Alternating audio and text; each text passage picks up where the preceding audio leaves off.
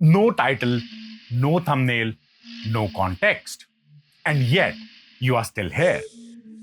That was the first challenge to click without knowing why. Most people scroll past the unknown, but you didn't. So here's your second challenge. Can you watch this till the end? No skim, no skip, but stay and listen. Because what you're about to hear might not be real, but it will feel like the truth. And maybe that's the point. Because something feels off, but you have never questioned it. Have you? Time used to move forward. Every decade had its own voice, distinct music, fashion subcultures. But something changed. Since the early 2000s, culture hasn't evolved. It's looped, trends recycle, creativity stagnates, and nothing feels truly new. What if I told you the world already ended and you never noticed that history isn't progressing? It's repeating, like a program stuck in an infinite loop. Ancient civilizations spoke of cycles, Yugas, Ragnarok, the eternal return. What if these weren't myths, but warnings?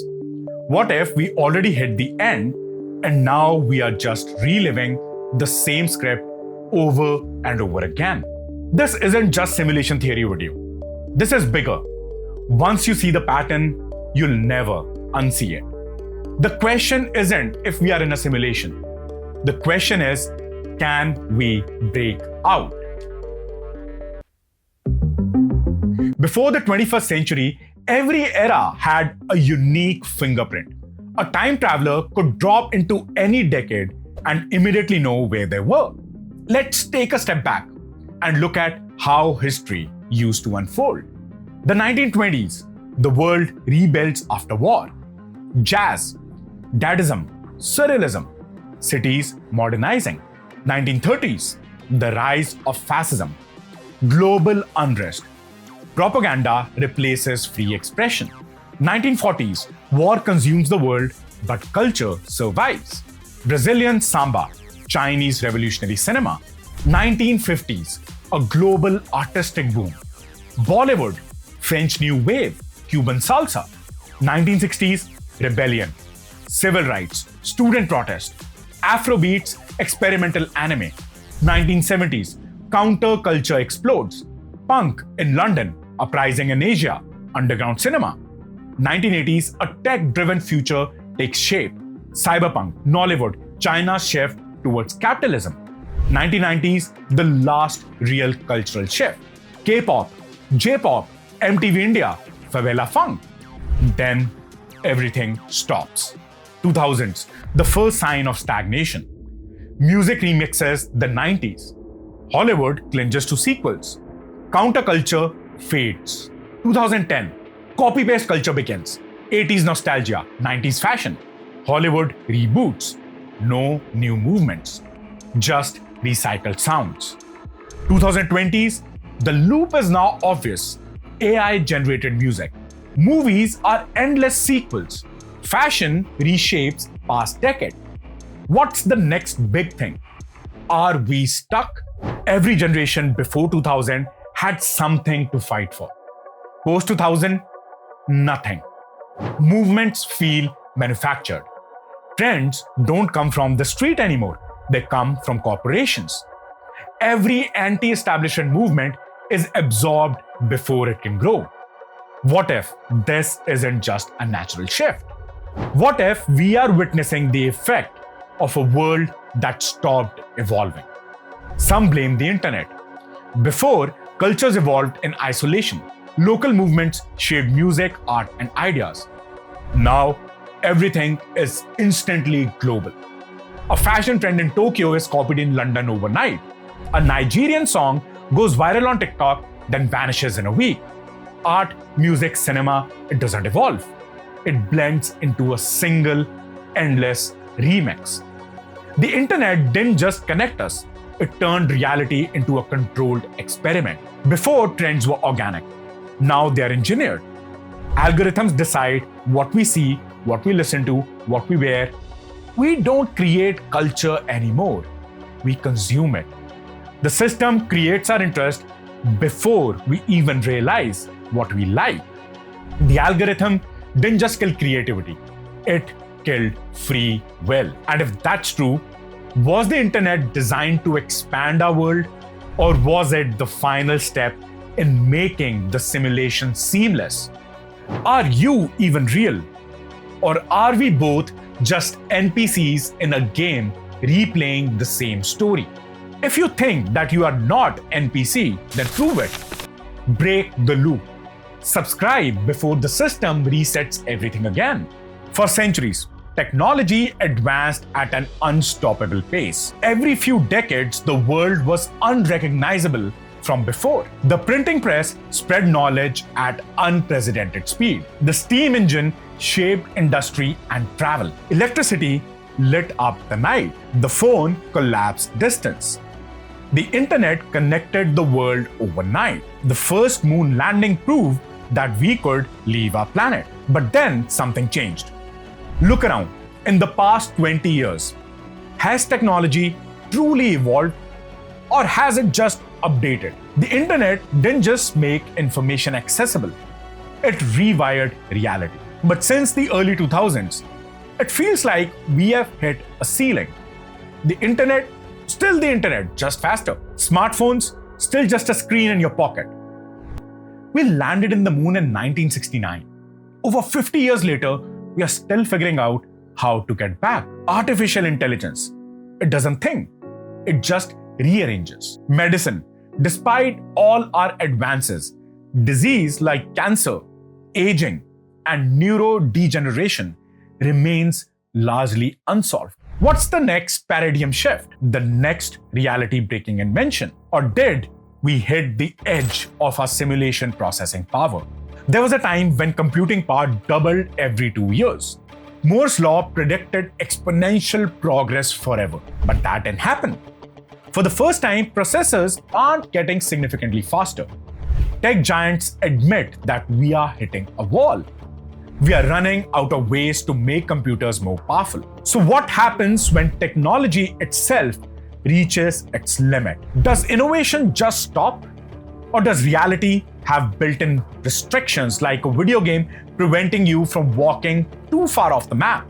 For decades, we were obsessed with space. In 1969, humans walked on the moon. By the 1980s, we dreamed of Mars. By 2000s, we expected flying cars and interplanetary travel. But what happened? We stopped going anywhere. NASA's space shuttle program ended in 2011. Mars mission has been 10 years away for the past 30 years. We are still launching rockets with the same basic technology from the 1960s.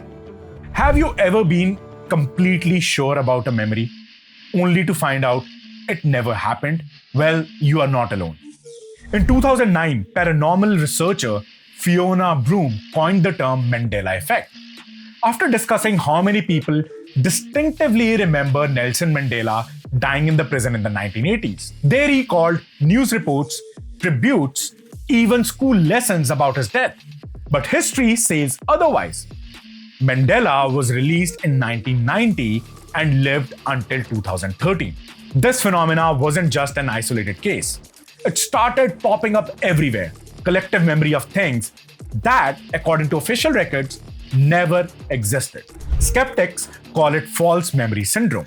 But why if these misremembered events aren't mistakes, but traces of past realities? Timelines that were erased, overwritten, or reset. Beyond pop culture, most people talk about movie lines, brand names, and childhood memories being different than they remember. But what if the real Mandela effects aren't about pop culture, but about history itself? The Falklands War of 1982 lasted only 10 weeks, a conflict between the UK and Argentina over islands in the South Atlantic. Yet thousands of people recall never learning about it in school, despite its historical significance. In 2018, historians Felipe Fernandez Armesto commented that the war was often curiously absent from global narratives, unlike other Cold War era conflicts. And then there's the war in Yemen, an ongoing crisis since 2014. For a war of this magnitude, why so many people feel like they barely heard about it until recently? Some people swear that South America used to be further west. Others insist that Sri Lanka was directly below India, not off to the southeast. Geographers argue that this could be due to an old, inaccurate Mercator maps, which distort landmasses. But what if it's something else? In 2015, neuroscientist Donald Hoffman suggested that human perception itself may be a construct, designed for survival rather than an accurate representation of reality. So if our geographic memory is shifting, is it because reality is changing? Did Rasputin really survive multiple assassination attempts, poisoned, shot, and drowned, only to keep coming back? Some people distinctively remember learning about his near immortality, while newer records suggest the story was exaggerated. And then there's the Statue of Liberty. Many insist it used to be on Ellis Island, not Liberty Island. They recall learning about it in school, seeing old postcards depicting it there. Even historical photos seem inconsistent. Was this just a case of historical confusion or a memory from a different version of reality? By now, about half the people who clicked this have already failed the second challenge. They left. The loop rejected them. Or maybe they weren't ready. But if you're still here, then here's your third challenge. Ask yourself, what if your déjà vu isn't random? What if it's your mind glitching between copies of the same life? Now try to remember the first time you felt this. Not saw it, felt it. Write it down. Comment below. That's how the loop cracks. If memories can be rewritten, what else has changed without us realizing? Remember the Y2K scare? For years, experts warned that computers might crash at midnight December 31st, 1999, potentially taking civilization with them. The issue was simple but serious. Computers represented years using just 2 digits. When the clock turned from 99 to 00, would systems interpret that as 1900s, causing global chaos? As early as 1993, computer scientist Peter déjà was sounding the alarm, warning that unless governments and corporations acted swiftly, society could collapse overnight. The United States alone invested over $100 billion to prevent disaster. Media worldwide predicted mass blackouts, plane crashes, bank failures, and a total social breakdown. But on January 1st, 2000, nothing seemed to happen. Planes didn't fall, banks didn't crash. Life went on as usual. We celebrated it as a false alarm, a massive overreaction. But what if it wasn't? What if something did happen? Something we weren't supposed to notice. Could it be that reality itself crashed at midnight December 31st, 1999, and the world we woke up wasn't the same as before? Think about it. After 2000s, did the world ever feel the same again? Did culture ever move forward? Why do the last 2 decades feel like endless repeat of the past? Like a glitch in a program that stopped running correctly. Maybe the simulation didn't survive the Y2K crisis intact. Maybe we are living in a backup version of reality, rebooted and glitchy. This would explain why creativity stopped advancing, why trends now endlessly repeat themselves, and why history no longer feels real. Fast forward to 2008, another critical turning point. The activation of CERN's Large Hadron Collider, the world's first, most ambitious scientific project aimed to uncover secrets about the universe by smashing particles together at nearly the speed of light. It promised answers, proof of the Higgs boson, insights into dark matter, maybe even portals to parallel universes. But some scientists, including renowned physicist Neil Turok, warned that this wasn't just ambitious. It was potentially dangerous. In 2008, CERN's own theoretical physics, Dr. John Ellis, admitted that the experiments could create microscopic black holes, though he assured us that they'd vanish instantly without harming the world. But what if they weren't harmless? What if one of those experiments tore a tiny hole into our universe fabric, just enough to alter reality without destroying it entirely? Think about this. The Large Hadron Collider went online fully in 2008. After that, something strange happened. Mandela effects exploded. Millions started questioning memories that no longer matched reality. Maps seemed altered. Events felt inserted into history. Reality itself felt unstable. Could CERN have accidentally cracked open the wall between the worlds, allowing our reality to overlap with others? Maybe we are experiencing a distorted version of our original timeline, patched together after CERN's experiments. A glitchy hybrid of realities layered on top of each other. And if reality fractured, can we even restore it? Or are we trapped here, cycling endlessly, remixing old patterns, stuck in a simulation we never knew existed? But is it just perception, or has something deeper changed? What if everything we see, everything we experience isn't real? Not in the way we think. What if the universe isn't just a collection of atoms, but a system structured, calculated, and constrained, like a simulation? The universe isn't random. It follows precise mathematical rules, almost as if it were built on a code. Every video game has a rendering limit, a maximum speed at which objects load. In our universe, that limit is the speed of light, 299,792,458 meters per second. Why does nothing naturally exceeds the speed? Why does this cap exist at all? Physicist Mark Tegmark suggests that if reality were a simulation, then the speed of light would function like a processing limit, ensuring the system doesn't overload. The nature follows the same precise mathematical sequences. The golden ratio, 1.618, pi, 3.1415, Fibonacci numbers. From the spirals of the galaxy to hurricanes, flower petals, and even the proportion of the human body, everything follows this pattern. MIT researchers Seth Lloyd theorized that the universe isn't just described by math. It is math, a massive quantum computation, unfolding according to strict, predetermined algorithms. If the universe is running on pre-written formula, then who or what wrote them? If the universe is just physics, it should function whether we are watching or not, except it doesn't. One of the most famous experiments in quantum mechanics is the double slit experiment, which proves that reality changes depending on whether it's being observed. Physicists fired particles through two slits in a barrier. When unobserved, the particles behaved like a wave, spreading out in infinite possibilities.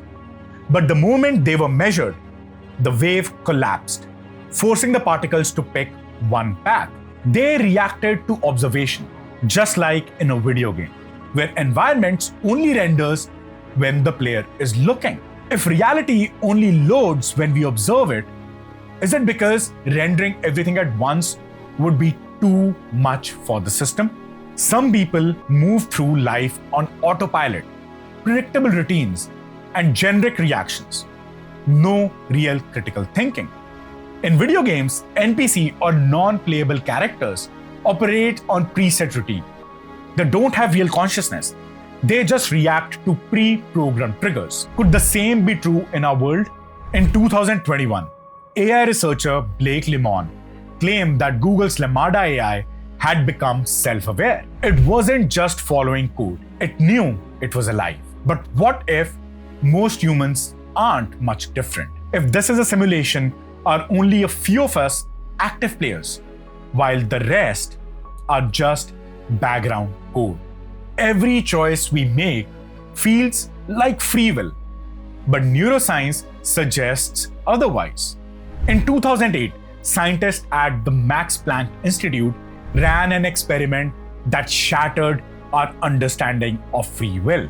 They found that the human brain makes decisions before we are even aware of them. Brain scans showed activity in decision-making areas 7 to 10 seconds before participants consciously chose an action. Their mind had already made the choice. Their consciousness was just playing catch-up. If our decisions are already written before we experience them, are we truly in control, or we are just watching the script play out?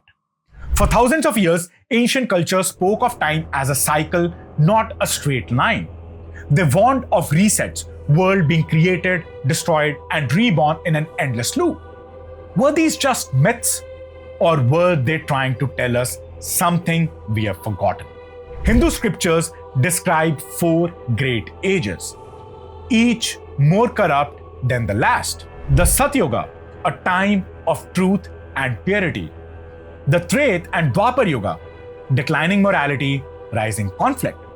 The Kali Yuga, the age of darkness, deception, and material obsession, the age we are in now. In Hindu cosmology, Kali Yuga is the final stage before a great reset, where civilization collapses and the world is rebooted. But what if this collapse isn't just metaphorical? What if it's the system breaking down, forcing a reset? In Norse mythology, Ragnarok is apocalypse, a cataclysmic war that destroys gods and mortals alike. Fire consumes the earth, oceans rise, the sun goes dark. But then the world is reborn. The same cycle begins again. If this was just a myth, why does it sound like a corrupted simulation wiping itself clean? The philosopher Pythagoras and the later Stoic believe in the eternal return, the idea that history repeats in an endless cycle.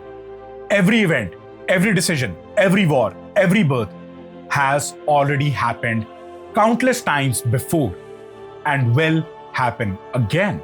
If true, it means free will is an illusion. We are simply running the same program over and over, unaware that we have done this all before. To the ancient Egyptians, time wasn't linear. The universe itself was a repeating pattern: creation, destruction, rebirth. Even the gods weren't truly immortal. They too followed this cycle. The dot, the underworld, was not just a realm of the dead. It was a passage between resets, where the soul might return, trapped in an eternal loop. The Mayan long count calendar did not predict the end of the world on December 21st, 2012. That was a misrepresentation. Instead, it marked the end of a cycle, a moment that reality itself might have refreshed. What if 2012 was not doomsday, but a moment of system recalibration, a memory wipe, resetting history in small, unnoticed ways? Many civilizations have vanished without a trace. Göbekli Tepe, Mohenjo-daro, the Olmecs, the Sumer, the Indus Valley. They were highly advanced societies, and yet they disappeared without a clear explanation. What if they figured it out? What if they discovered the cycle, tried to break free, and were erased? Could this explain why lost civilizations are often buried, forgotten, and dismissed, as if history itself was rewritten to remove them? Perhaps the real question isn't whether we are in a simulation, but whether we are trapped in a cycle that some before us managed to escape. History moves forward, or at least that's what we are told. But if you step back, something strange emerges. It doesn't move forward. It repeats the same conflicts, the same patterns, the same collapse again and again. Boom, bust, recover, repeat. The global economy follows the same script. Predictable, almost programmed. A deadly virus, mass panic, government control. It happened in the 1300s. It happened in 1918. It happened in 2020. Why does every so-called once-in-a-lifetime event feels like something we have already seen before? Is history progressing, or is it looping? Have you ever had a moment where you stopped, and felt like you were reliving something? A conversation you swear already happened, a street corner that looks too familiar, an event that feels copied and pasted from the past. They call it déjà vu. Scientists say it's just your brain misfiring.